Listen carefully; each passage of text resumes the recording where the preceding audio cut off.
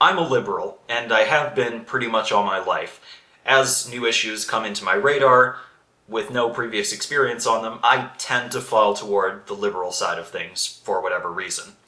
And the same was true with domestic violence and issues like that and surrounding that, where you say, okay, look, the liberal side of it is, which I agree with, if there's a man complaining that his wife is abusing him, that should be taken as seriously as if a woman is complaining that her husband is abusing her. That's equality. They're both adults who deserve the same respect in that manner. And it's funny, because up until fairly recently, I don't think I really believed that that's how it should go, that both complaints should be taken as seriously. If you'd asked me, at any point previously, do you think both complaints should be taken seriously, I said, of course, equality and all that. But in the back of my mind, on an intuitive level, I did not believe it. I still had the notion that, if a man is complaining about his wife beating him up, well, he either did something to deserve it, or just punch her in the face. I mean, he's the man, he's stronger, whatever. And the reason I'm making this video is because it's very interesting how I was kind of talked out of that. And it's interesting because this is a point that feminists will say, oh, well, we're working on that. That's just another symptom of patriarchy, this double standard against male domestic violence victims. And I realized that the way that they're going about it, that is, the way that feminists claim they're going about it, isn't actually solving the problem. The problem, at least in my case, was actually solved by anti-feminist groups and men's rights groups, just a few pages I, at one point, was following on Facebook. And the way that they got rid of that double standard intuition I had was by posting story after story after story after story of wives and girlfriends beating the shit out of their seemingly completely innocent husbands. And it was shocking how vicious they were. They would stab them with a knife or get a stiletto and just kind of whack them with it. They would put poison in their coffee. I think there was a car involved in one. It's like, holy motherfucking balls. It's unbelievable. It's shattering my perceptions. And I realized that it was not only because it showed the women being strong, clearly overpowering their husbands for whatever reason, maybe because they stabbed him and the husband didn't have a weapon, or because they put rat poison in his coffee. How do you defend against that? So it wasn't just that these women were strong, but it was also because it shattered the idea in my mind, in the back of my mind, that women were just innocent.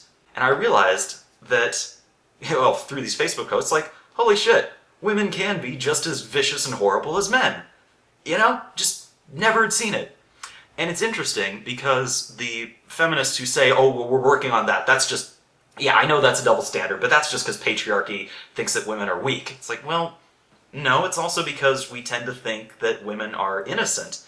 There's an interesting little YouTube video experiment where they send 3 people to steal a bike out in public. There's a black guy who tries to steal the bike, they're cutting the chain or whatever, a white guy who tries to steal the bike, and then water running down the pipes. Screw it. So there's a black guy trying to steal the bike, white guy tries to steal a bike, and then a white girl tries to steal the bike. Obviously, the black guy gets more shit than the white guy, but the white girl actually has people helping her to steal the bike. And it's fascinating, which is, the feminists who say, well, we're working on that, we're trying to make women seem strong, and then those complaints by, the abused husbands will be taken seriously. I'm saying, well, not really. You're only solving half the problem. The other half of the problem is the overall seemingly positive gender stereotype that women are innocent and can do no wrong. And that plays, hand in hand with the whole women are weak, but women are innocent. And that's what comes together to make this double standard with regards to domestic violence. And it's interesting that it wasn't Rosie the Riveter or strong female video game characters that convinced me that this was truly, in my heart of hearts, a double standard, but it was these anti-feminist and men's rights groups who, by nature of the fact that they didn't have women's interests at heart like that, were willing to take on this positive female stereotype by, and this is how you destroy positive stereotypes about your group, by talking shit about the group, saying, look at all these horrible women. And the same thing, if your goal is to do this for men, the same thing should be done for men. If you want to, if this is your goal to destroy the stereotype that men are strong, you kind of have to talk shit about men's strength. That's just how it works. You have to post stories or instances or whatever where men are weak, men are incapable, men don't know how to do something, and that's how you get rid of the positive stereotypes, which, as I've explained and as I've demonstrated, can work hand in hand with the negative ones to produce silly things like the domestic violence double standard. And it's interesting that not only feminists, but to an extent men's rights groups, they're just not willing to actually fight against all the stereotypes they claim they are. They say they're only fighting against the ones that make them personally feel bad.